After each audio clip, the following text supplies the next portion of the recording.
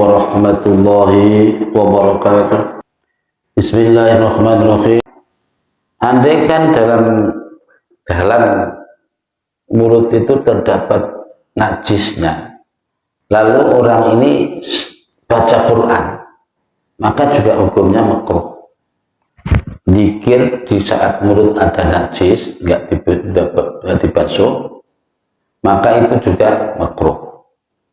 Baca Quran sementara mulutnya juga ada najisnya, hukumnya juga makruh.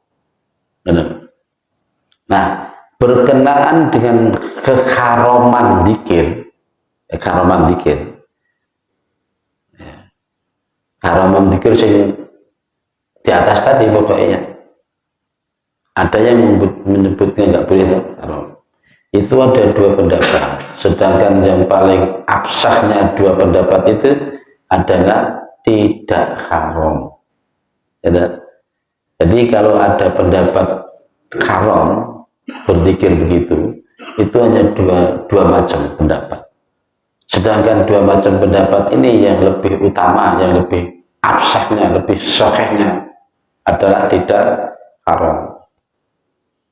Jadi kesimpulannya, kalau saya boleh menyimpulkan, jadi dari sekian banyak dalil-dalil dan pendapat, zikir itu enggak sampai ke kada haram, meskipun dalam mulut ada najis dan sebetulnya ya mentok balik kepada makruh gitu.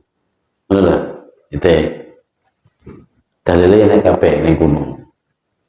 Bismillahirrahmanirrahim. I'lam menurut ya sira anna dzikra ing sak temen dzikir iku mahbubun den senengi fi jami'il ahwali ing dalam sekabehane pira-pira keadaan, illa fi ahwalin kejaba ing dalam pira-pira keadaan warata kang wis temeka apa asal usara istiqna nekake wis teko apa asal usara istiqna iha kelawan mengecualikan keterkecualian ahwal ini. Nadkuru kang nutur sampai ingsun minhas kena saking ahwal guna ing ana iki kene nggon, maksudnya no kitab ini. Jadi keadaan-keadaan yang dimana sudah dikecualikan oleh hukum syara tidak boleh dizikiri, maksudnya ini. Di sini di kitab ini saya sebutkan sebagian saja. Kata Mbah Yemu Sunan, torfan ing sebagian saja, ing saiti atau sepucuk pun torfan. Isyaratan krono awah isyarah ila mamari barang siwahu kang saliyane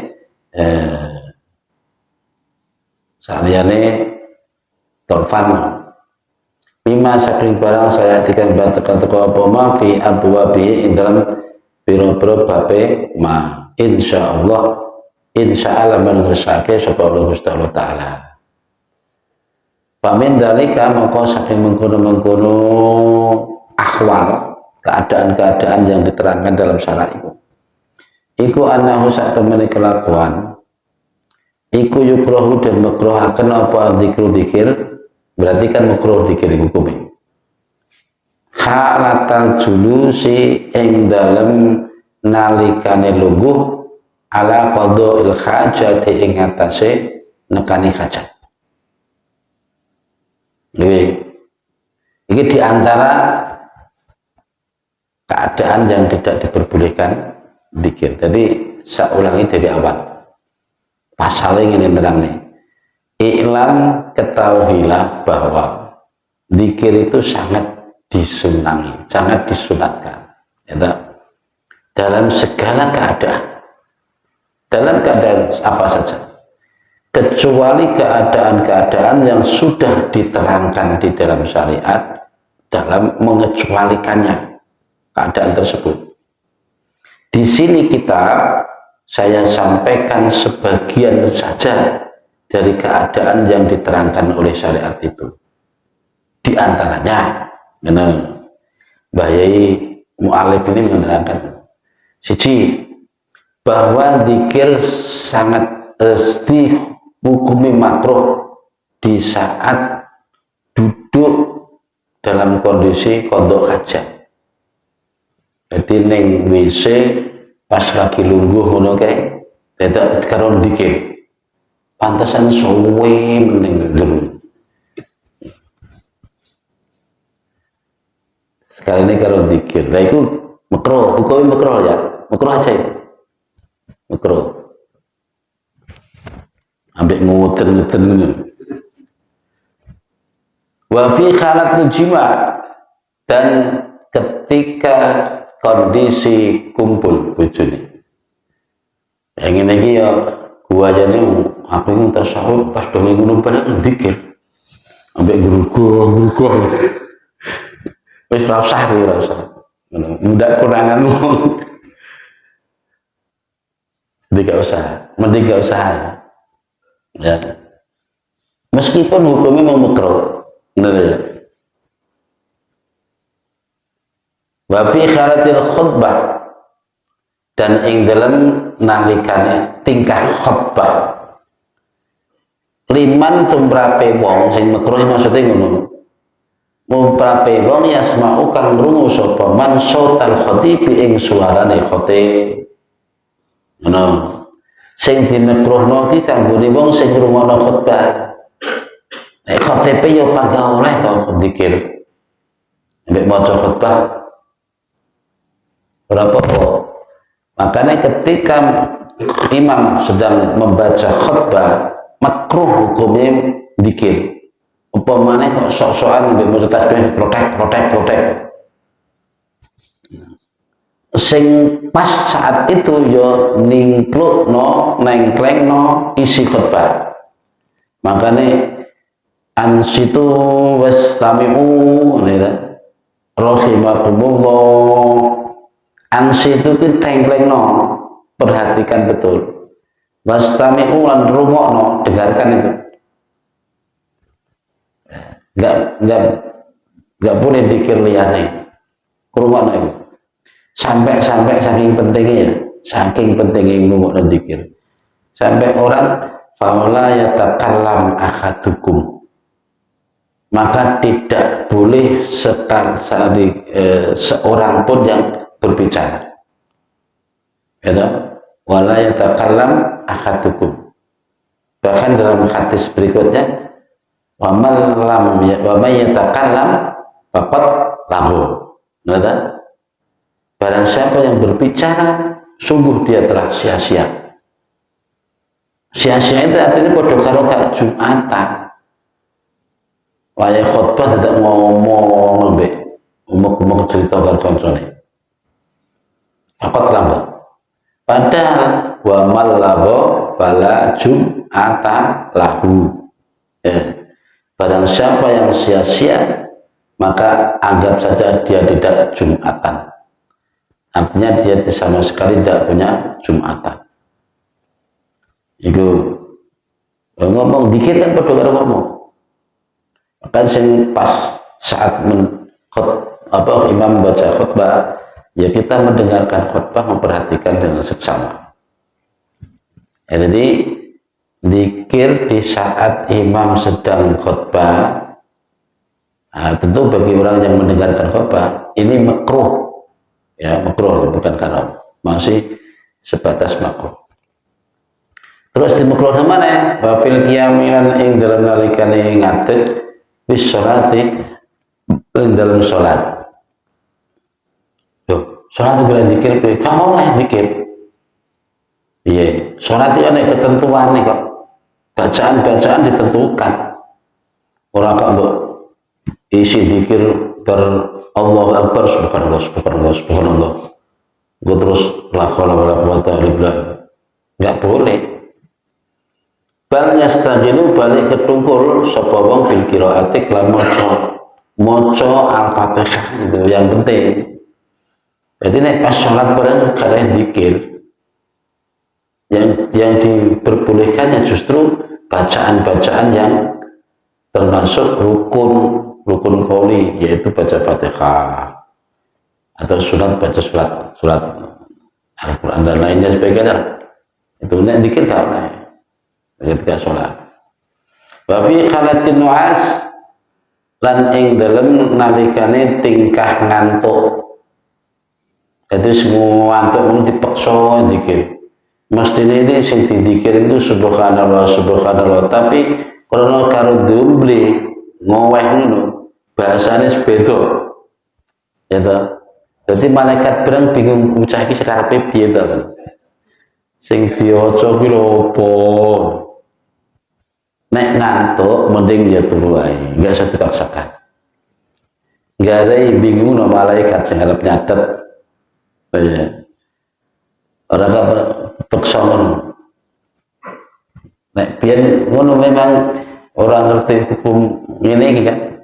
Jadi kalau istirahat berang-berang dino pas terasa malam terakhir saking awak wis ngeleyang dikir karo ngantuk nenek hilang sing diwaca teko ndi tasbih ning ceblok dan yang ngono ki mesti nang turu ngono ae jan enggak usah dipaksakan ya.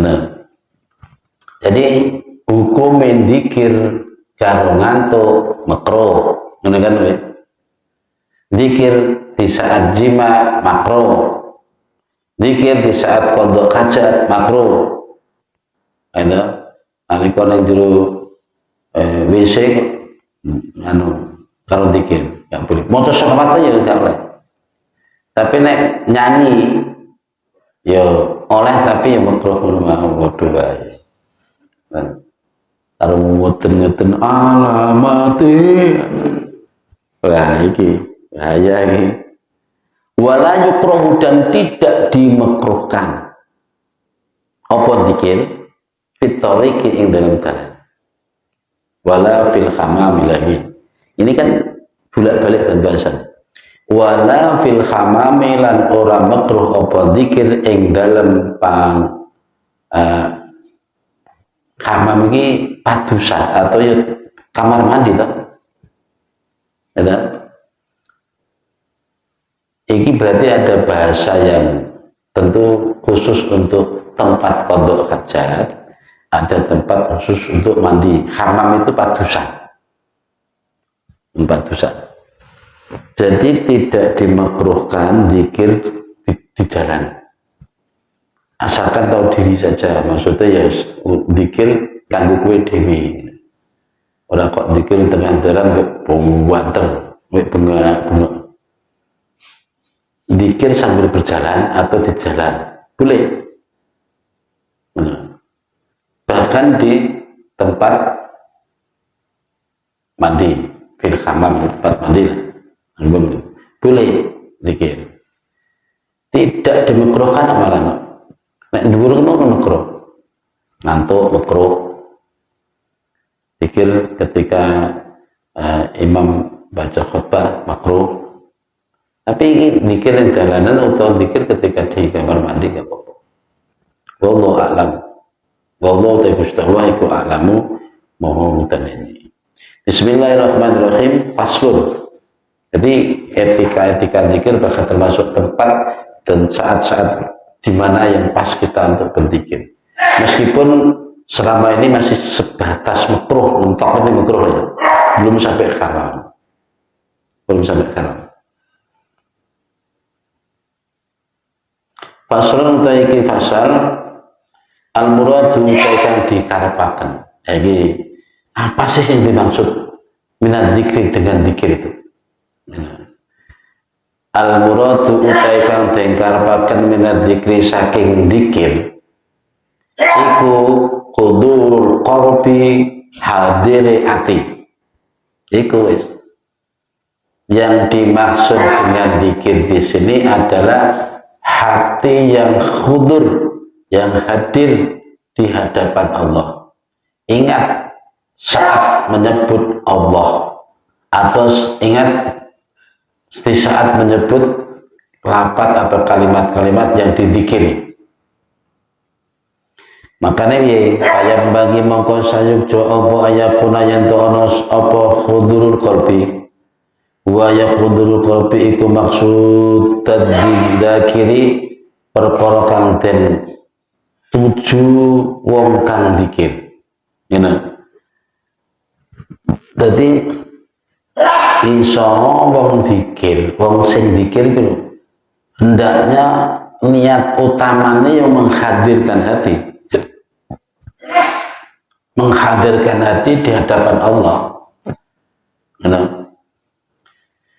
Banyak rusuh mongko lubuk sewenang banget sapa dakir ala taksirihi ing atase ngasilake hudurul qalbi.